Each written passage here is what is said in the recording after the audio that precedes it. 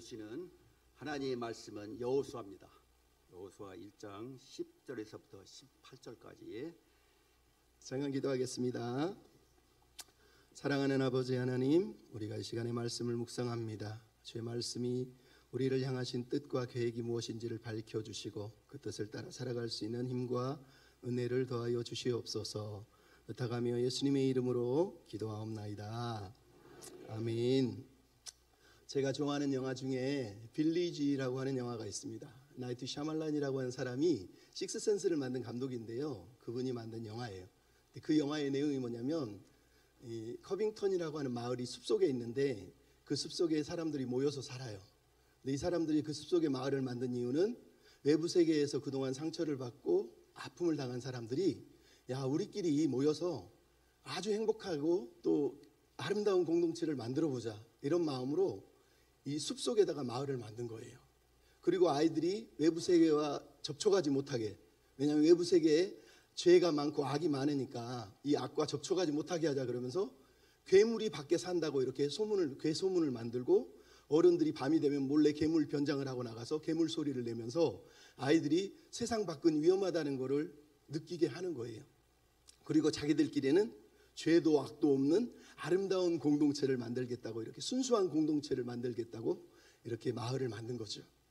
근데 시간이 얼마 흐르지 않아서 그 마을 아이 중에 노아라는 뜻이 성경에 나온 노아예요. 쉬다, 안식하다 이런 뜻이거든요. 자기들은 쉼을 누리기 위해서 노아라는 아이의 이름을 지어줬는데 이 아이가 시기하고 질투하면서 한 남자 자기 친구를 칼로 찔러 죽이려고 합니다. 나중에는 이 아이가 어른들의 정체를 알고 자기가 괴물 변장을 하고 겁을 주다가 낭떠러지에 떨어져서 죽어버리기까지 합니다. 영화가 말하는 주제가 뭐냐? 순수한 공동체를 만들겠다고 시작한 이 공동체가 거짓과 공포로 이 공동체를 통제하고 있었다는 거예요. 여러분, 순수한 공동체가 거짓과 두려움과 공포로 만들어간다면 그게 순수하고 아름다운 공동체가 되겠습니까? 여러분, 우리가 이 땅을 살아가면서 교회 아니면 공동체에 대한 고민이 많습니다. 좋은 교회, 행복한 교회, 아름다운 교회, 다들 소망합니다. 근데 여러분, 그런 교회가, 그런 공동체가 어떤 모습일까요? 막 서로 끈끈하고 막 사랑해주고 섬겨주고, 그러면 여러분 좋은 공동체입니까? 그런 공동체는요, 저기 밖에 가면 이단들이 그래요. 이단들은요, 자기 자식까지도, 자기 재산까지도 다 퍼주면서 목숨을 바쳐서 서로 사랑해요. 오히려 교회는 그런 사랑을 못 보이는데 이단들은 더 끈끈하고요, 모든 걸 그냥 다 줄 정도로 사랑을 하고 있는 거예요. 여러분, 성경이 말하는 공동체는 그래서 단순하게 좋고 행복하고 아름다운 공동체가 아니라 건강해야 돼요. 건강한 공동체. 건강하다는 게 무슨 말이에요? 거짓과 공포가 아니라 사랑과 진리로 공동체는 세워져야 하는 거예요. 오늘 우리가 읽은 오늘 본문의 여호수아서를 생각해 보세요. 너무너무 아름답지 않습니까? 너무 건강해 보이지 않나요? 너무 이상적이에요. 물론 이들이 이 모습을 언제까지 유지할지는 그 사람들의 과제이지만 오늘 우리가 읽은 본문에 나오는 이 여호수아 공동체는 너무너무 건강하고 너무너무 아름답습니다. 우리가 이런 공동체를 사모하고 이런 공동체를 하나님 앞에 세워가기를 하나님이 원하실 거예요. 그럼 이 공동체는 언약 공동체예요. 하나님을 왕으로 모시고 왕이신 하나님의 꿈과 비전을 붙들고 하나님의 나라를 위해서 지금 가나안을 향해서 나아가고 있는 공동체입니다. 이 공동체를 우리는 교회라고 부르는 거예요. 왜? 우리 또한 하나님의 언약 백성으로 하나님의 꿈과 비전을 위해서 이 땅에서 나아가는 공동체이기 때문에 그렇습니다. 우리 모두는 칼을 들고 무기를 들고 가나안 정복을 하려고 나가는 사람은 아니지만 영적 전쟁을 하고 있는 거 아닙니까? 에베소서 6장에서 말했잖아요. 우리의 싸움은 혈과 육의 싸움이 아니다. 통치자들과 권세자들과 이 세상 주관자들, 악의 영들과 우리는 싸우고 있단 말이에요. 그러므로 오늘 본문의 여호수아 공동체와 우리는 동일한 부르심을 받고 하나님 앞에 서 있는 거예요. 하나님의 나라를 이 땅에 세워가는 거예요. 그게 주기도문의 내용 아닙니까? 아버지의 나라가, 주의 나라가 이 땅에 임하옵시고 주의 뜻이 이 땅에도 이루어지기를 하나님이 원하셔서 교회를 세운 거예요. 그래서 오늘 본문의 11절 15절에 두 번이나 강조하는 게 있어요. 하나님께서 차지하게 하시는 땅을 차지하게 하라. 두 번이나 강조하고 있어요. 여러분, 이게 여호수아 공동체의 숙제고 오늘 이 시대 교회의 숙제예요.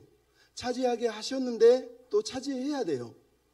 여러분, 우리에게 성경이 말하잖아요. 우리는 구원을 받았음에도 에베소서 2장은 분명히 너희가 그 은혜를 내어 구원을 받았나니 했는데 빌립보서 2장 12절은 너희가 두렵고 떨림으로 구원을 이루라 라고 말한단 말이에요. 이것을 우리는 영적 전쟁이라 그래요. 구원을 두렵고 떨림으로 이룬다는 게 뭐예요? 하나님이 이미 주셨지만 그것이 내 것이 되기 위해서 우리는 영적 싸움을 싸우는 거예요. 내 앞에 아름다운 음식을 아무리 맛있는 걸 차려도 내가 수저로 떠먹지 않으면 그림의 떡이잖아요. 오늘 본문에 하나님 말씀하십니다. 이미 주셨지만 2절도 3절도 6절 7절도 하나님이 강조한 게 그 말씀 아니에요? 내가 줬다. 너희에게 이 땅을 선물로 줬다. 하나님이 줬다고 말씀하시는데 오늘 본문은 그 땅을 우리가 또 차지해야 된다는 거예요. 차지하게 하신 땅을 차지하는 게 이 땅의 교회가 할 일이라고 오늘 본문이 말씀을 하고 있는 거예요. 그러면 여러분, 오늘 본문을 보면서 우리는 건강하고 아름다운 공동체, 하나님이 주신 땅을 다시 차지하기 위해서 우리가 해야 될 숙제가 무엇인지, 나아가서 건강하고 아름다운 공동체란 어떤 공동체인지를 우리가 오늘 본문을 보면서 생각했으면 좋겠습니다. 따라서 한번 합시다. 말씀이 이끌어가는 공동체. 네. 오늘 본문 10절 11절 우리 한번 읽겠습니다. 시작. 이에 여호수아가 그 백성의 관리들에게 명령하여 이르되 진중에 두루다니며 그 백성에게 명령하여 이르기를 양식을 준비하라. 사흘 안에 너희가 이 요단을 건너 너희 하나님 여호와께서 너희에게 주사 차지하게 하시는 땅을 차지하기 위하여 들어갈 것임이니라. 우리가 다 안 읽었지만 10절부터 18절에 강조되는 단어가 뭐예요? 명령이에요. 이 명령은 군사적인 언어라고 우리가 보면 돼요. 가난한 전쟁을 위한 군사적인 언어예요. 명령했다는 거예요. 우리에게는 영적 전쟁이니까 똑같이 명령했다는 거죠. 근데 여러분 10절로 18절을 보면 여러분 어떤 느낌이 드세요? 일사불란하지 않습니까?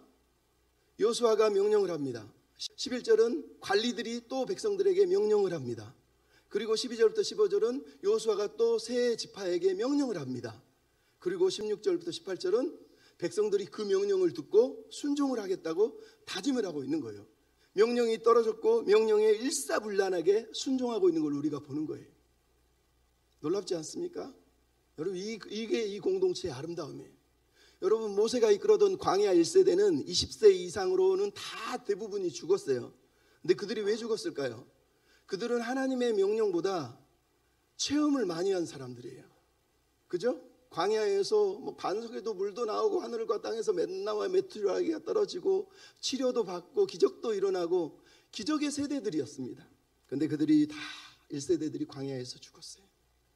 근데 오늘 본문은 광야 2세대가 이제 가나안에 들어갑니다.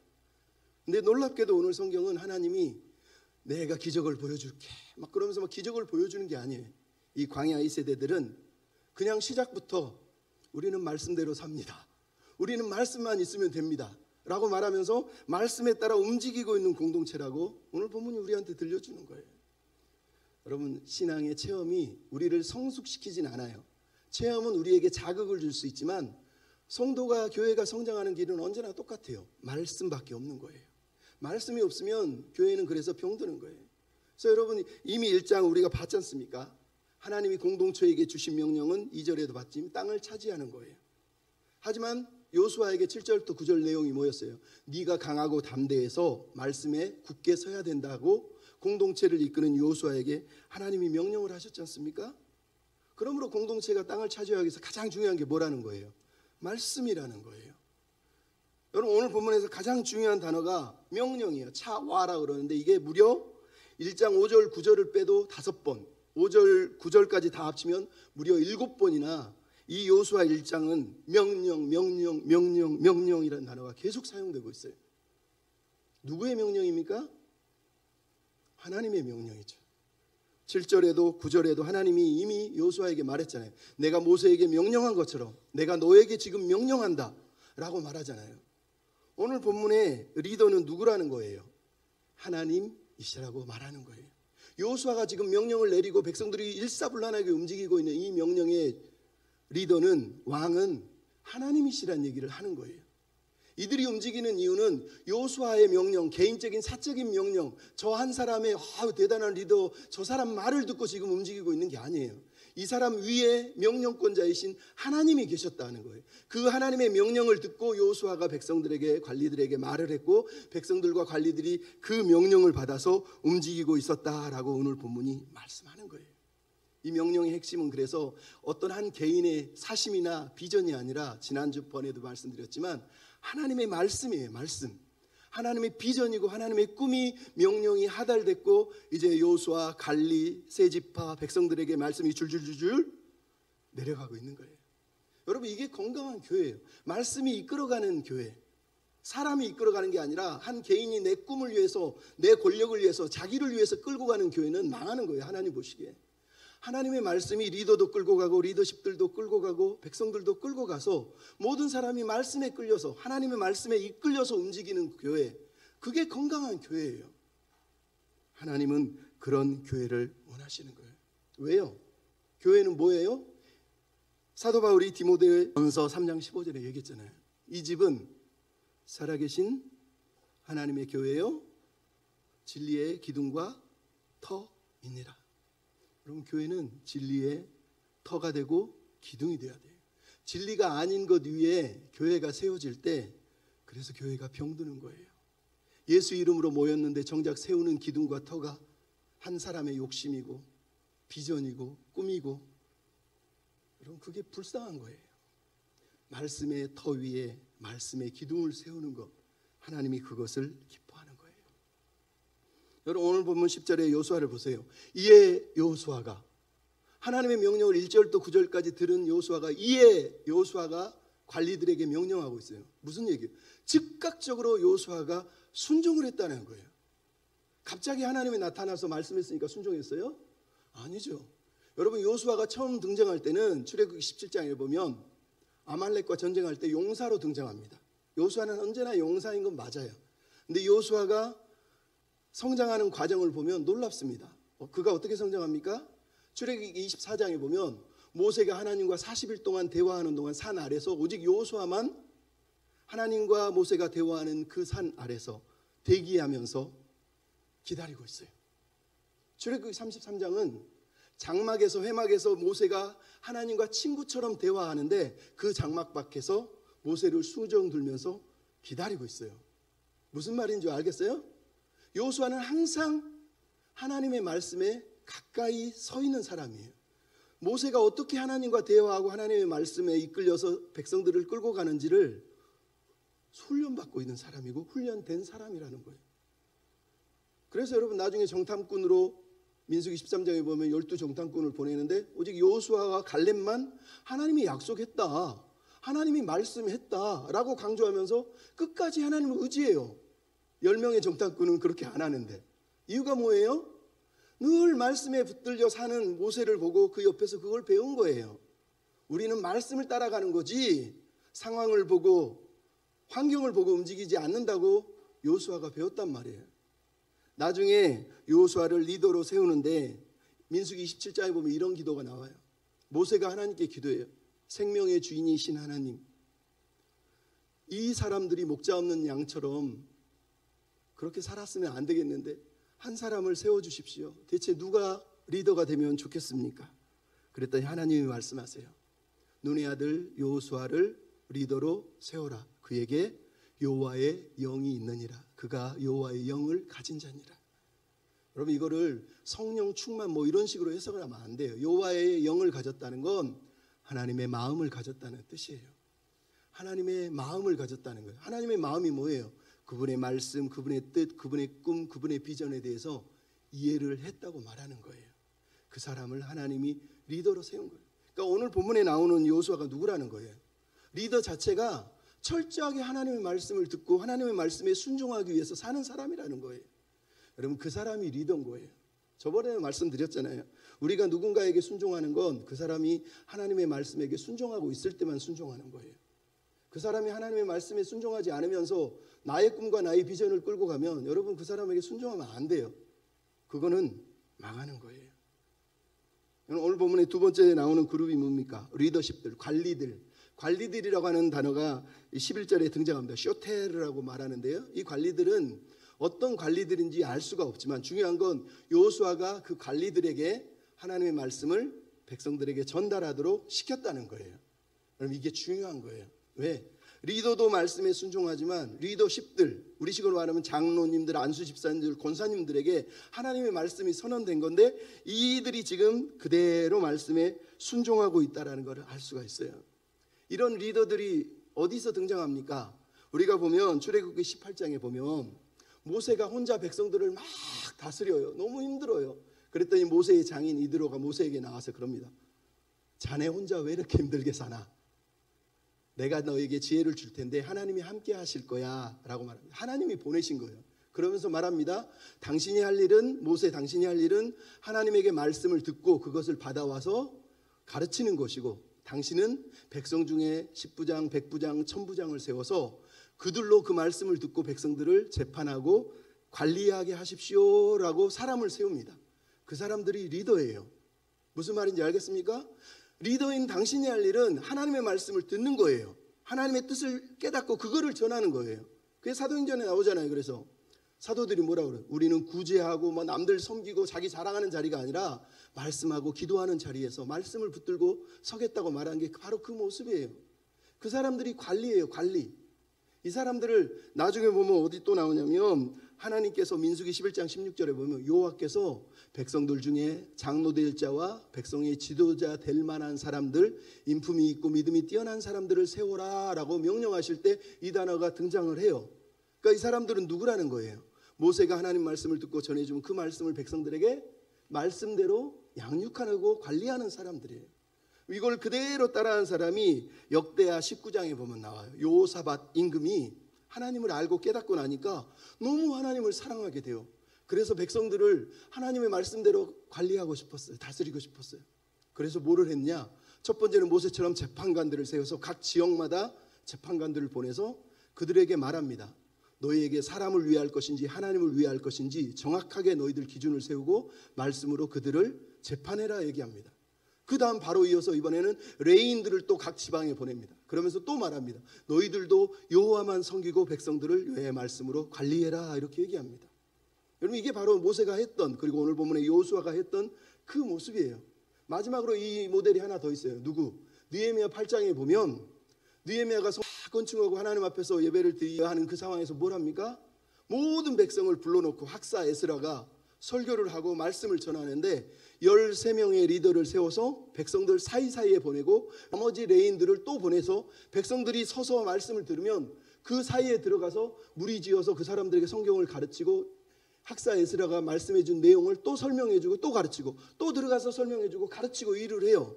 그래서 말씀의 부흥이 일어났던 거예요. 즉 하나님의 말씀의 부흥이 일어났던 때는 언제나 똑같았어요. 리더가 하나님의 말씀에 붙들려 있고 그 말씀을 들은 리더십들이, 관리들이, 장로님, 권사님, 집사님들이 또 성도들을 붙들고 무리지어서 그들에게 말씀을 가르치고 말씀으로 해석해줘서 그들이 말씀에 서 있게 해주는 거예요. 오늘 본문이 그거예요. 그래서 백성들이 다 그 말씀을 알아듣고 우리가 순종하겠습니다 라고 오늘 본문이 말하고 있는 내용이 바로 그 내용이란 말이에요. 여러분 이게 중요한 거예요. 여러분이 교회의 리더십이면 여러분이 할 일은 그런 거예요. 나를 나타내고 내 계급 드러내는 게 아니라 나에게 맡겨준 사람들에게 말씀으로 양육하는 거예요. 말씀으로 같이 서로 말씀 위에 서자고 이렇게 얘기하는 거예요. 제가 어저께 제 친구를 만났는데 구리에 있는 수가 많은 교회에 안수 집사예요. 근데 이분이 처음 교회를 안수 집사로 섬기는데 사람들이 말씀에 대한 별로 모심이 없더래요. 그래서 자기가 우리는 구역 모임은 매주 어느 날 몇 시에 예배를 드릴 겁니다. 안 오셔도 상관이 없지만 혼자라도 예배를 드릴 테니까 여러분 그렇게 하십시오. 그랬더니 처음에는 아무도 안 올 줄 알았는데 한 2명이 오더래요. 계속 예배 드리니까 나중엔 3명, 4명 다 모이더래요. 그러더니 어느 날 12명이 됐대요. 그렇게 막 한 구역이 말씀으로 뜨거워지니까 한참 지났더니 장로님이 어느 날 삐끗 문을 열더니 나도 여기 들어오면 안 돼요? 이러더라는 거예요. 그래서 들어오세요. 그 대신 제가 리더니까 말씀을 같이 참여해 주시고 삶을 나눠주세요. 그러더라는 거예요.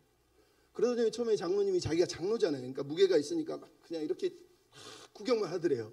그러더니 한 4번 5번 지나더니 같이 앉아가지고 말씀 공부하면서 나누고 자기 말씀 얘기하고 산음을 나누고 이러더라는 거예요. 그러더니 교회가 갑자기 말씀을 사랑하는 분위기로 바뀌더라는 거예요. 그럼 오늘 본문 내용이 그거라니까요.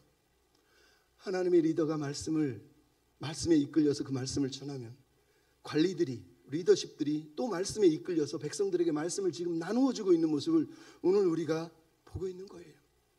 근데 여러분 여호수아서가 바로 이런 구조로 돼 있어요.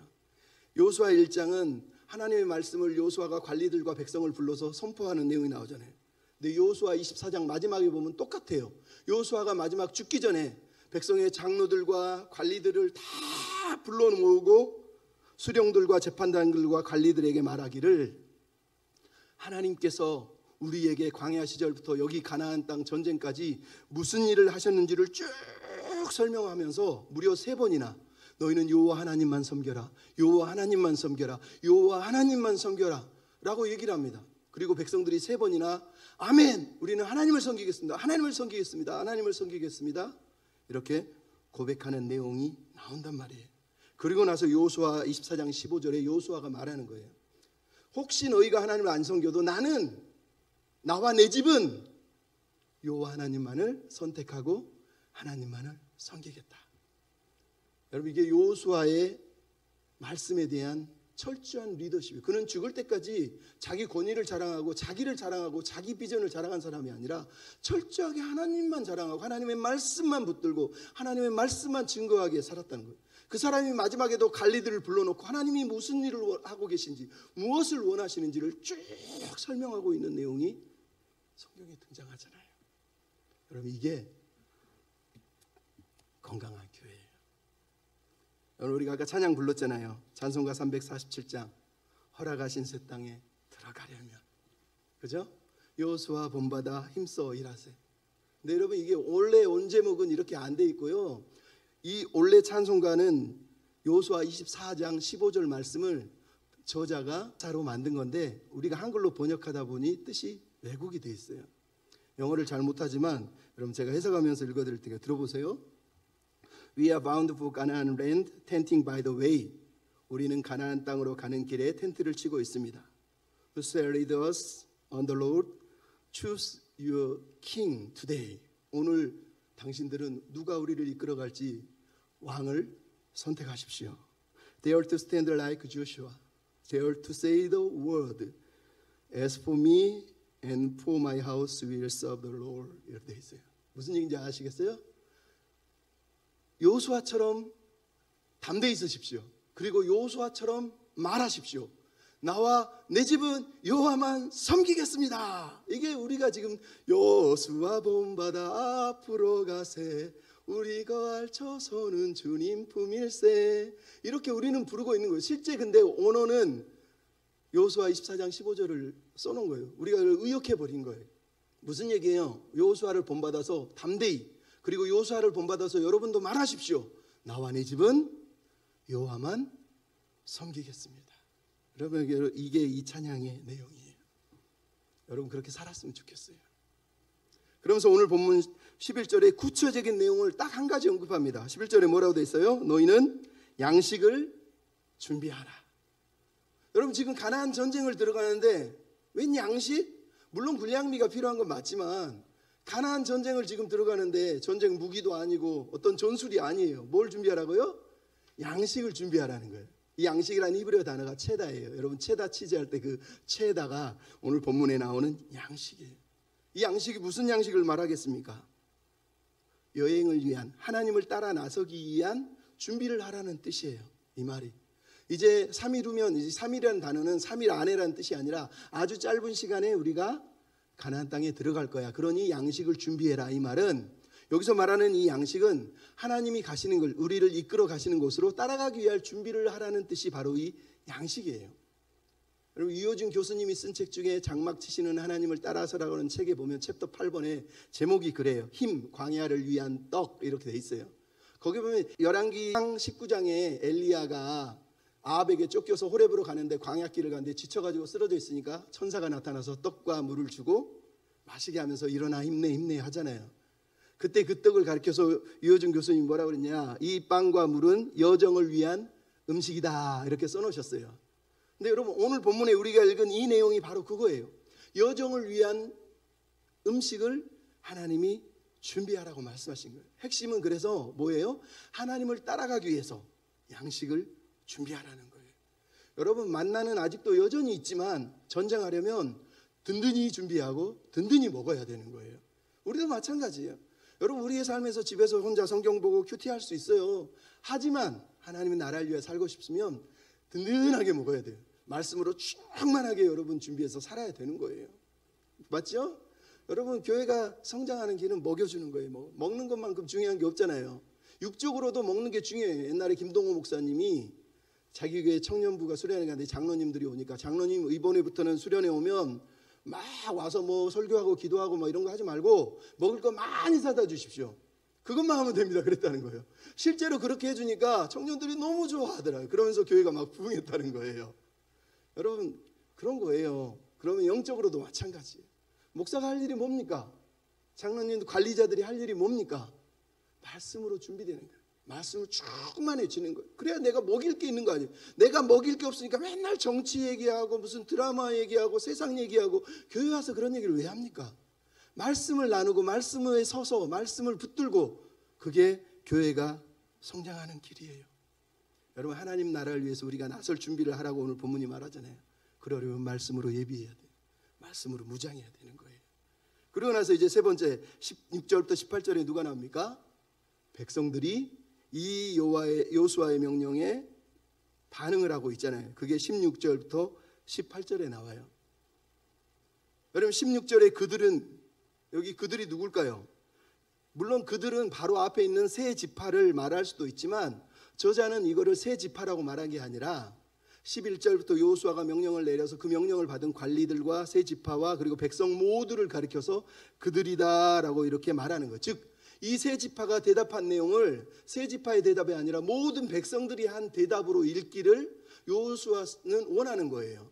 모든 백성들이 지금 이 16절부터 18절의 대답을 요수아에게 하고 있다고 우리한테 말을 하고 있는 거예요. 여러분 놀랍지 않습니까? 이 본문 중에서 가장 흥미로운 거 두 가지가 있는데 하나는 바로 16절 17절은 강조하는 게 뭐예요? 순종한 것처럼이라고 하는 명령에 대한 순종이 나옵니다. 근데 바로 이어서 18절은 뭐가 나와요? 거역하면, 순종하지 아니하면이라는 단어가 나와요. 즉 백성들의 대답이 두 가지로 치러진 거예요. 하나는 순종하면, 하나는 순종하지 않고 거역하면. 이 두 개를 딱 비교해 놓으면서 백성들이 대답했다는 거예요. 당신의 말씀에 거역하는 사람들은 다 죽임을 당할 겁니다. 이렇게 얘기를 했다는 거예요. 근데 여러분 이 말이 왜 중요하죠? 광야 2세대는 광야 1세대가 어떻게 멸망했는지 알아요. 자기 부모 세대가 어떻게 멸망했어요? 하나님이 광야에서 기적을 보여주고 아무리 먹여줘도 자기 욕망들을 거부할 수가 없었어요. 그래서 모세 앞에서 원망하고 모세 앞에서 소리 지르고 너희들 필요 없다. 우리가 리더 따로 세우겠다. 막 이러면서 거역을 했단 말이에요. 그래서 그들이 거역하다가 멸망해서 죽은 거예요. 그러니까 요수아 2세대는 그 상처를 너무 잘 알고 있어요. 그래서 우리는 거역하지 않겠습니다. 우리는 말씀에 순종하겠습니다. 이렇게 지금 대답을 하고 있는 거예요. 근데 흥미롭게도 이 거역하다는 히브리어 단어가 마라예요. 여러분 마라가 어디서 나오죠? 출애굽기 17장에 마라의 쓴물할 때 그 마라잖아요. 두 단어는 틀려요. 뜻도 틀립니다. 근데 여러분 이 고백을 하는 사람들이 우리는 마라하지 않겠습니다 말할 때 그들이 떠올리는 내용은 뭐예요? 당연히 출애굽기 17장에 나오는 그 마라를 생각하겠죠. 왜? 마라의 쓴물을 만나자마자 백성들이 거기서 모세에게 원망을 하면서 우리를 왜 여기로 끌고 왔느냐, 죽이려고 하느냐. 그때 하나님께서 나무 가지를 던져서 물을 단물로 단물로만 바꾸시지 않아요. 그리고 바로 하나님이 뭐라고 그러냐면 내가 여기서 너희에게 율례와 법도를 가르치고 너희를 시험하여서 너희가 앞으로도 율례와 법도대로 행하면 내가 치료하는 여호와로 너희를 치료할 것임을 가르쳐준다라고 말해서 거기를 마라라고 불렀다는 거예요. 무슨 얘기하는 줄 알겠죠? 그러니까 지금 백성들 우리는 거역하는 사람은 죽을 거예요 라고 말하면서 마라를 얘기하는 거예요. 이 마라는 출애굽하자마자 제일 먼저 진 친 곳이 마라예요. 가장 먼저 출애굽해서 진을 치고 텐트를 친 곳이 마라라는 거예요. 근데 그 마라에서 뭐를 했어요? 그들이 마라를 한 거예요. 거역을 한 거예요. 거역을 한 거예요. 근데 오늘 본문은 이제 출애굽 2세대가 광야를 끝내고 가나안에 들어가기 위한 바로 그 앞에서 진을 치고 있는 텐트예요. 이 텐트에서 그들은 더 이상 말하지 않겠다는 거예요. 뭐 하겠다는 거예요? 순종하겠다는 거예요. 말씀대로 따라가겠다고 오늘 본문이 얘기를 하는 거예요. 얼마나 아름답습니까? 여러분, 이런 애가 있어야 돼요. 하나님의 말씀이 진리면 순종하겠습니다. 그렇게 말해야 되는 거예요. 그럼 그것을 하나님이 기뻐하세요. 또 하나는 오늘 본문이 놀라운 게 16절부터 18절에 나와요. 뭐예요? 1절부터 9절에 하나님이 얘기했던 걸 백성들이 반복을 하고 있어요. 뭐라 그럽니까? 17절을 보면 5절처럼 모세와 함께 계시던 것 같이, 그리고 17절에 보면 여호와께서 함께 하시기를, 이미 5절에도 얘기했고 9절에도 얘기했던 말씀을 이제 백성들이 여호수아에게 하고 있어요. 그 다음에 18절은 뭐예요? 6절 7절에 하나님이 여호수아에게 너는 강하고 담대해라 그랬는데 백성들이 이제 여호수아에게 당신은 강하고 담대하십시오 이렇게 얘기를 하고 있어요. 나아가서 마지막으로 3절 7절에 내가 모세에게 말한 것처럼 이라고, 하나님이 내가 모세에게 명령한 것처럼 이라고 했는데 이번엔 백성들이 17절에 뭐라고 그러죠? 우리가 모세에게 순종한 것처럼 이라고 대답을 하고 있는 거예요. 그러니까 똑같은 단어를 지금 반복을 하고 있잖아요. 이 반복의 의미가 뭘 것 같습니까? 하나는 리더십에 대한 존중과 격려를 말하고 있어요. 여러분, 하나님의 말씀은 전할 리더에게 당신이 말씀하시고 당신이 들었던 그 말씀을 우리도 받아들이고 우리도 그렇게 살겠습니다 이렇게 얘기하는 거예요. 여러분, 얘기했잖아요. 3절 7절에 하나님이 여호수아에게 말하기를 내가 모세에게 명령한 것처럼 말한 것처럼 너는 순종해야 돼 그랬는데 이번에는 백성들이 뭐라고 그래요? 우리가 모세에게 순종한 것처럼 당신에게도 순종하겠다고 말하는 거예요. 그러니까 가만히 보면 모세가 중심인 것 같지만 그게 아니죠. 누가 중심이라는 거예요? 하나님이 모세에게 명령했고 하나님이 이번에는 당신 여호수아에게 명령했으니 우리는 당신이 여호와께 순종하듯이 나도 당신에게 순종하겠습니다 라고 말하는 거예요. 그럼 이게 중요하죠. 여러분, 하나님이 리더를 세웠는데 여호수아를 보면서 아이고 우리는 모세하고 약속을 했어. 네가 걱정 안 해도 우리 알아서 다 할 거야. 야, 이 전에 있는 모세가 얼마나 대단한 사람인데 우리가 고작 네 얘기 듣고 순종하는 것 같아? 라고 얘기를 했다면 얼마나 비참하겠어요. 넌 모세도 아니잖아. 모세가 죽었는데 왜 우리가 네 말을 듣고 순종해야 돼? 이렇게 말해버린다면 이 공동체가 제대로 서겠습니까? 근데 이 백성들은 리더십의 의미를 알아요. 당신이 명령한 것을 우리가 여호와께 모세에게 순종했던 것처럼 당신에게도 순종하겠습니다 라고 말하는 건 하나님이 당신을 세우신 것을 우리가 인정하고 존중하고 존경하고 살겠습니다. 그러니 당신도 힘을 내십시오 이렇게 말하고 있는 거예요. 여러분, 이게 아름다운 거예요. 여러분, 흥미롭잖아요. 생각해 보세요. 하나님이 여호수아에게 내가 모세와 함께 있던 것처럼 너와 함께 할 테니 너는 강하고 담대해 얘기했는데 오늘 보면 16절 18절은 백성들이 이번에 똑같이 얘기하는 거예요. 모세에게 말씀하신 것처럼 명령한 것처럼 하나님이 당신과 함께 있었으면 좋겠고 그러니 당신은 강하고 담대하십시오. 여러분, 자세히 생각해 보세요. 이게 무슨 말 같으세요? 여호수아가 하나님의 말씀을 다 들은 다음에 백성들에게 관리들을 보냈는데 야, 네 양식 준비해 이렇게 지금 말했다는 뜻으로 여러분 읽으면 안 된다는 거예요. 무슨 얘기 하는지 알겠죠? 여호수아가 관리들을 불러서 양식을 준비하라고 백성들에게 명령을 할 때 무슨 얘기를 했다는 거예요? 하나님이 자기에게 말씀하신 내용 1절 또 9절의 내용을 관리들에게 다 얘기했다는 거예요. 그 관리들이 그걸 백성들에게 가가지고 또 똑같이 다 얘기를 했다는 거예요. 그러니까 백성들이 그 말씀을 듣고 나서 아, 하나님이 당신에게 말씀하시기를 모세하고 함께 있던 것처럼 당신과 함께 하겠다고 말씀하신 걸 우리가 들었다. 그리고 하나님이 당신 보고 강하고 담대하라고 말씀을 붙들고 살라고 한 거 들었다. 그러니 우리도 순종하겠으니 당신은 강하고 담대하십시오. 이렇게 지금 격려를 하고 있는 거예요. 무슨 얘기하는지 이해하세요? 하나님의 말씀이 위에서부터 아래까지 쭉쭉쭉쭉 흘러나오면서 말씀으로 끝난 게 아니라 백성들이 이제 거꾸로 리더를 향해서 말씀을 다시 들려주면서 힘내세요. 용기를 내세요. 그러면서 격려를 하고 있다고 오늘 본문이 말하는 거예요. 리더도 백성도 모두가 하나님의 말씀에 붙들려 있다는 거예요. 이 말은요. 얼마나 아름답습니까? 여러분, 리더가 지치면 옆에서 말씀으로 붙들어주고 같이 기도해주고 그래야 성장하는 건데, 조금만 부족해 보이면 저 사람 왜 저래? 저거 안 돼. 부터 시작해서 여기저기서 비판이 나오면 건강하게 설 수가 없죠. 물론 그 사람이 병들고 영적으로 잘못됐다면 그거는 또 다른 문제이긴 하지만, 안 그러겠어요?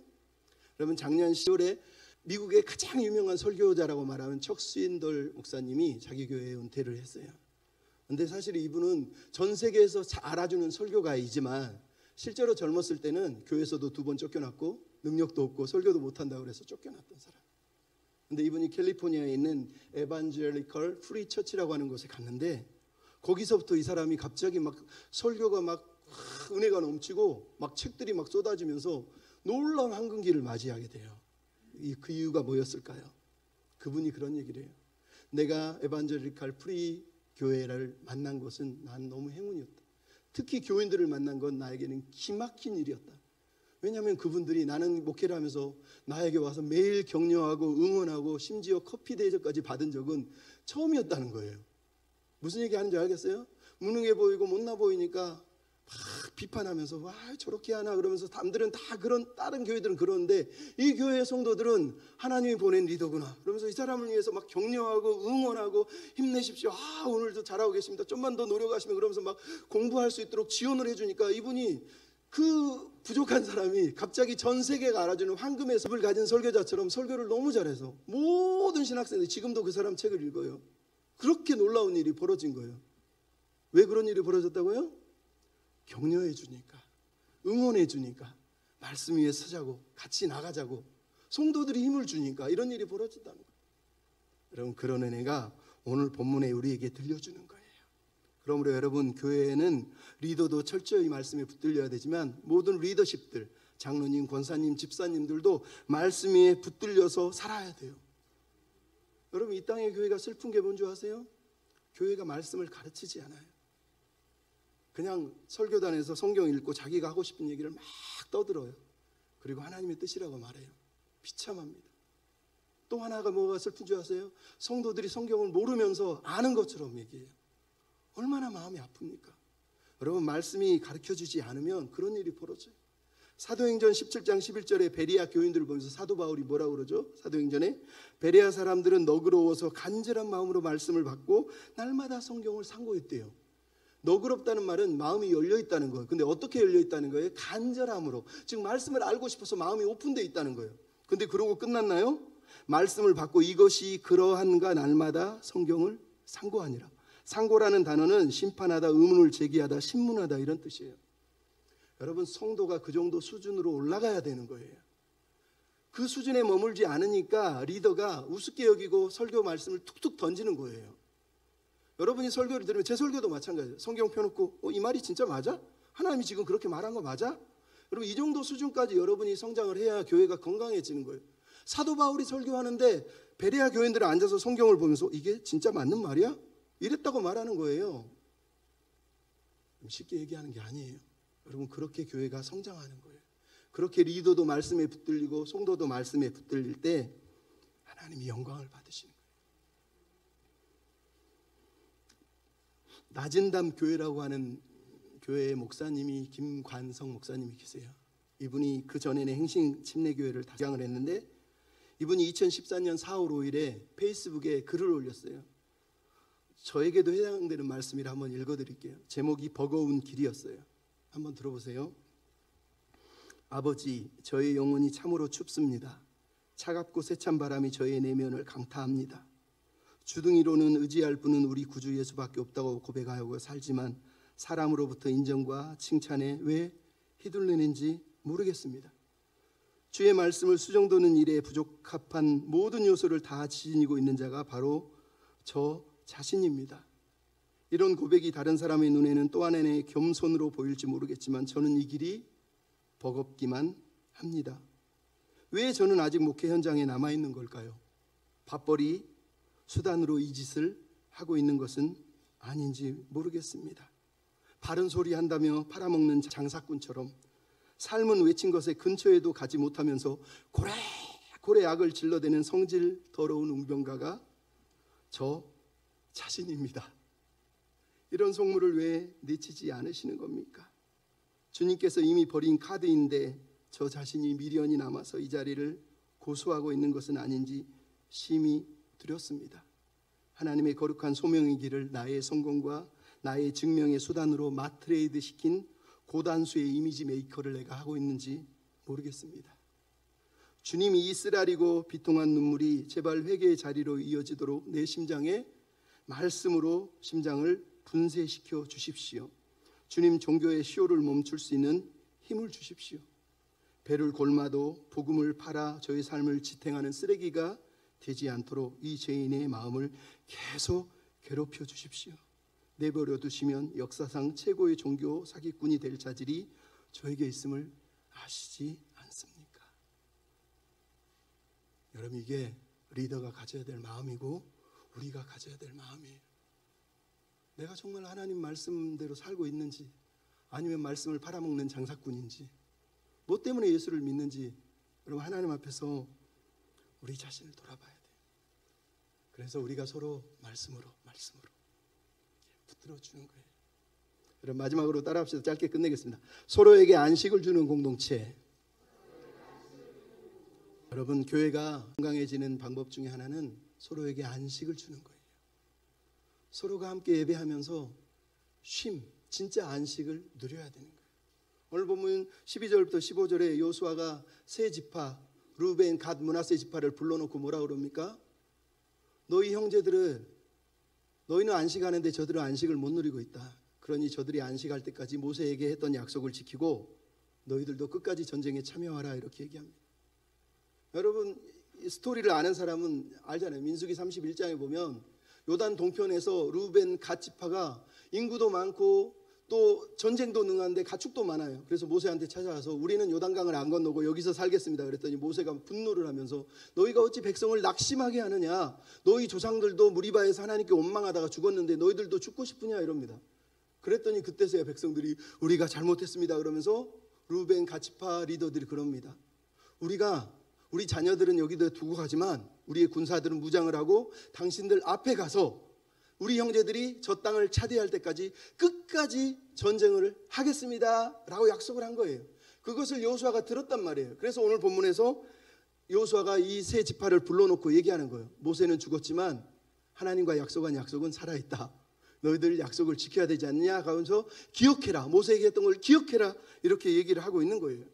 여러분, 무슨 기억을 하라는 거예요? 첫째는 언약 공동체라는 걸 기억하라는 거예요. 우리는 한 몸이라는 거예요. 두 번째는 형제임을 기억하라는 거예요. 우리는 형제지 남이 아니라는 거예요. 그리고 마지막 세 번째가 뭐예요? 이걸 안식을 위해 부르셨다는 거예요. 함께 안식하기에 부른 거지 나 혼자 배부르기 위해서 부르지 않았다라고 오늘 본문이 말하는 거예요. 여러분, 여기에 교회에 가장 중요한 핵심이 들어있죠. 성경이 사도 바울이 뭐라 합니까? 교회를 끌고 가기 위해서 가장 중요한 건 뭐예요? 강한 자가 약한 자를 이끌어주는 거예요. 여러분, 강한 자가 나 강하다고 약한 자를 무시하고 나 혼자 막 배부르고 행복해. 성경은 그렇게 얘기하지 않습니다. 나에게 주신 것이 있다면 그것은 섬기라고 주신 거예요. 붙잡으라고 주신 거예요. 돌아보라고 주신 거라는 거예요. 오늘 본문이 그 얘기를 하는 거 아닙니까? 교회 공동체, 언약 공동체 형제들이에요. 어렵고 힘든 사람이 있으면 붙들어주고 격려해줘서 그들의 마음에 먼저 안식을 주는 거예요. 그리고 나서 두 번째가 뭐예요? 바로 안식, 진짜 안식을 주는 거예요. 이 싸움은 가만히 보니까 땅을 차지하는 게 목적이 아니라 땅을 차지한 후에 안식을 주는 게 목적이었다는 거예요. 그런데 이 안식이 무슨 안식일까요? 하나님의 말씀 안에서 누리는 안식이에요. 여러분, 이기적인 신앙과 나만 생각하는 신앙에는 안식이 없습니다. 하지만 서로가 하나님의 뜻을 알 때, 말씀에 붙들려서 서로를 붙들어 줄 때 진짜 안식은 있는 거예요. 여러분, 여호수아가 백성들에게 안식을 주고 싶으세요. 근데 이 안식을 주는 이 안식이 어떤 안식인 줄 아세요? 아까 민수기 31장에 2장에 보면 모세가 백성들을 불러놓고 그들에게 뭐라고 하냐면 너희들이 백성을 낙심하겠다. 낙심이라는 단어는 우리식으로 한글로 표현하면 마음이 뚝 떨어졌다는 뜻이지만 히브리어는 뭐로 돼 있냐면 누라고 돼 있어요. 이 말은 방해하다, 저지하다 이런 뜻이에요. 즉 낙심이라는 뜻이 뭐예요? 하나님의 뜻, 하나님의 말씀을 방해하고 저지한다는 뜻이에요. 그럼 안식은 무슨 의미일까요? 하나님의 뜻이 서도록, 하나님의 말씀이 제대로 서도록 도와주는 것이 안식이에요. 그래서 여러분 여호수아가 쓰는 안식이 여호수아 21장 44절의 마지막으로 등장을 하지만 여러분이 아는 히브리서 보면 히브리서 4장이 뭐라고 그래요? 만일 여호수아가 안식을 줬다면 우리에게 또 다른 안식을 하나님이 왜 얘기했겠냐고 그래요. 그리고 바로 이어서 히브리서 4장 12절에 하나님의 말씀은 살아있고 활력이 있고 좌우에 날쌘 검보다 예리하여 심령 골수를 찔러 쪼개기까지 한다고 얘기해요. 이게 무슨 말인지 알겠어요? 안식은, 진짜 안식은 하나님의 말씀 안에 설 때만 온전한 안식이 주어진다고 성경이 우리에게 들려주고 있는 거예요. 그 참된 안식을 여호수아 시대에는 다 이루지 못했지만 예수님은 이루신 거 아니에요? 그래서 예수님이 오셔서 수고하고 무거운 짐 지자들아 내게로 와서 쉬어라. 너에게 힘을 줄 것이다. 이 안식을 하나님이 우리에게 주신 거예요. 그래서 이 안식이라는 단어가 출애굽기 20장에서는 안식이라고, 출애굽기 12장 10절에서는 예배드리는 예배하고 딱 붙어 있다는 걸 여러분이 볼 수 있었어요. 즉 진짜 안식은 말씀에 붙들려 하나님께 예배하는 그 자리에서 온전한 안식이 주어지는 거예요. 그러니까 여러분에게 그런 은혜가 있었으면 좋겠어요. 여러분 그렇게 리더들이 말씀에 붙들리고 관리들이 말씀의 리더십들이 붙들리고 서로가 서로에게 안식을 주기 위해서 말씀 안에서 쉼을 누리게 하기 위해서 애쓰고 힘쓸 때 그 공동체가 아름다워지는 거예요. 여러분 이런 공동체의 모습을 가장 아름답게 보여준 예가 바로 기러기들이에요. 프랑스 국립과학자들이 기러기 떼들이 삼각편대를 나르는 걸 보고 연구를 했어요. 왜 저들은 다른 새들하고 다르게 삼각편대로 날아다닐까? 자세히 연구를 했어요. 그리고 나서 발표를 했는데 왜 기러기들이 삼각형대로 날아다니냐? 삼각편대로 나르면 맨 앞에 선 사람이 가장 공기저항을 많이 받기 때문에 뒷사람들이 공기저항을 줄여준다는 거예요. 그래서 10에서 14%의 에너지를 축적시켜서 보통 때보다 무려 70% 이상을 더 멀리 날아갈 수 있도록 해준다는 거예요. 즉 리더는 맨 앞에서 공기저항과 위험들을 막아준다는 거예요. 두 번째로 이 대응을 유지하면 서로가 서로 위치를 확인한대요. 그래서 혹시 지치거나 힘든 사람 있으면 자리를 바꿔준대요. 힘을 내라고. 그리고 나서 마지막으로 뒤에서 기러기들이, 맨 뒤에 있는 기러기들이 한글로는 뭐 끼락끼락 이렇게 울기도 하지만 또 다른 곳에는 콩콩 뭐 이렇게 소리도 돼 있더라고. 뭐 어떻게 우는지 모르겠어요. 사실은 그냥 끽끽거리는지 모르지만 뒤에서 울어준대요. 무슨 소리예요? 나 뒤에 있어 힘내, 나 뒤에 있어 힘내 이런다는 거예요. 그럼 그 소리가 앞으로 전달되면 앞에 있는 사람은 그 소리를 듣고 힘을 내서 날아가는 거고, 뒤에 있는 기러기들은 용기를 주고, 또 힘들면 서로 자리를 바꿔주고, 지치면 또 두세 마리는 그 날아가는 대열에서 이탈해서 이 지친 새를 다시 힘을 얻을 때까지 옆에서 돌보다가 힘을 얻으면 같이 다시 날아올란다는 거예요. 얼마나 놀랍습니까? 근데 이게 무슨 얘기예요? 오늘 본문에 나오는 여호수아 공동체하고 똑같잖아요. 리더가 가장 앞에서 말씀을 붙들고 공기저항을 막아주고 말씀을 위해 나가요. 뒤에서 관리들이 같이 줄을 서고 누가 이탈했는지 확인하고 붙들어주고, 그리고 나머지 성도들이 아멘 아멘 순종할게 이러면서 끼락끼락인지 통콩인지 모르지만 노래를 부르면서 응원해주고, 그래서 서로 아름다운 노래를 부르면서 저 먼 항해를 함께 날아가고 있는 거예요. 서로 함께 같이 멀리 오랫동안 하나님의 나라를 꿈꾸며 날아가기를 하나님이 이 기러기들을 통해서 우리한테 보여주는 거예요. 그래서 여러분 왜 뚱딴지같이 기러기의 노래를 부르라고 제목을 잡았냐 생각하겠지만 오늘 본문이 우리한테 말하는 거예요. 이 땅의 교회가 아름다워지기 위해서 기러기의 노래를 불러야 돼요. 리더가 말씀에 붙들리고 따라오는 사람들이 서로 말씀 위에서 격려하고 이끌어주고, 뒤에서 성도들이 다 함께 말씀으로 노래하면서 함께 나아갈 때 하나님의 말씀이 온전히 선 교회, 건강한 교회가 되고 하나님의 안식이 우리 안에 충만히 임하는 겁니다. 여러분 그런 아름다운 은혜의 공동체 되셨으면 좋겠습니다. 우리 주님이 주신 땅으로 부르면서 하나님을 우리 인생의 유일한 왕으로 모시고 그분의 나라와 그분의 영광을 위해서 리더들과 리더십들은 말씀을 끈끈하게 붙들고 서로를 격려하고, 성도들은 그 말씀을 입고 응원하면서 노래하면서 주님이 주신 땅을 향해서 믿음으로 나아가는 저와 여러분이 다 되셨으면 좋겠습니다. 우리 주님이 주신 땅으로 같이 찬양하겠습니다.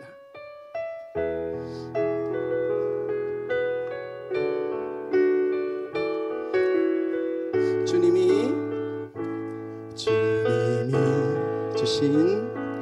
주신 땅으로 한 걸음씩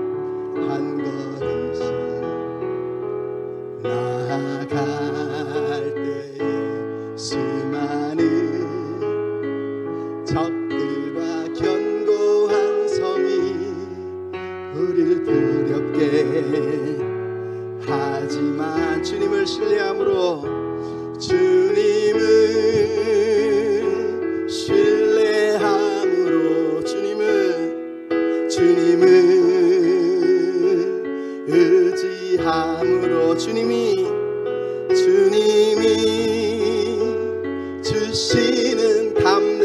노래하며 나갑시다. 큰 소리 외치며 나가네. 이 산지를 내게 주소서. 그날에 주께서 말씀하신 이제 내가 주님의 이름으로 그 땅을 취하리니. 이 산지를 내게 주소서. 그날에 주께서 말씀하신 이제 내가 주님의 이름으로 그 땅을 취하리니.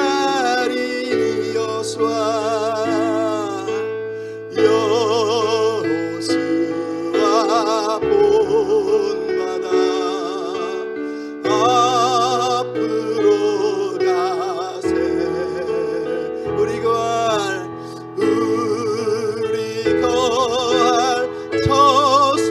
처소는 주님 품.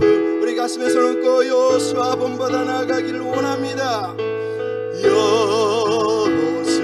여호수아 본받아 앞으로 가세. 우리 거할 처소는 주님. 우리 눈을 감고 한 번 더 마지막으로 손을 들고 여호수아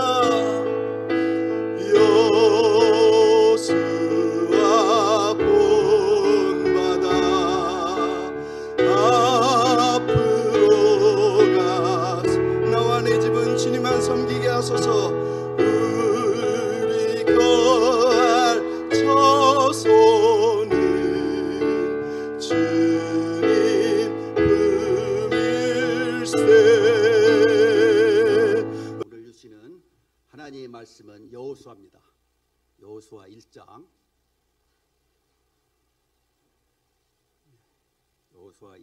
10절에서부터 18절까지